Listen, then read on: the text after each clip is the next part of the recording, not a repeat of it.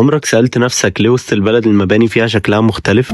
كل مبنى لما تبص له تحس انك رجعت بالزمن وتحس كأنك في جزء من أوروبا. الخديوي إسماعيل كان بيحلم ان القاهرة تبقى باريس الشرق، ففي أواخر القرن ال19 جاب مهندسين من فرنسا وإيطاليا والنمسا وبدأوا يبنوا مباني بأساليب أوروبية في العمارة. عشان كده وانت ماشي تلاقي شوارع واسعة وتماثيل في وسط الميادين، والممرات التجارية زي ممر بهلر، واحد من أقدم الممرات التجارية في وسط البلد ولسه محافظ على جماله رغم الزمن.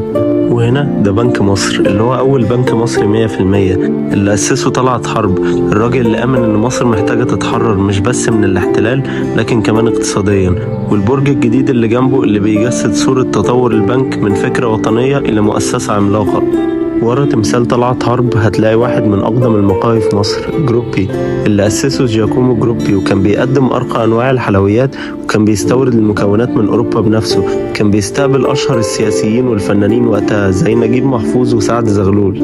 والسينمات القديمة اللي أشهرهم سينما مترو اللي اتبنت سنة 1940 وكانت أول سينما في مصر تعرض أفلام بالألوان. وسط البلد مش مجرد مكان، دي قصة مدينة كانت بتحلم تبقى باريس الشرق، ولحد النهاردة وسط الزحمة ولسه شايلة الجمال في تفاصيلها.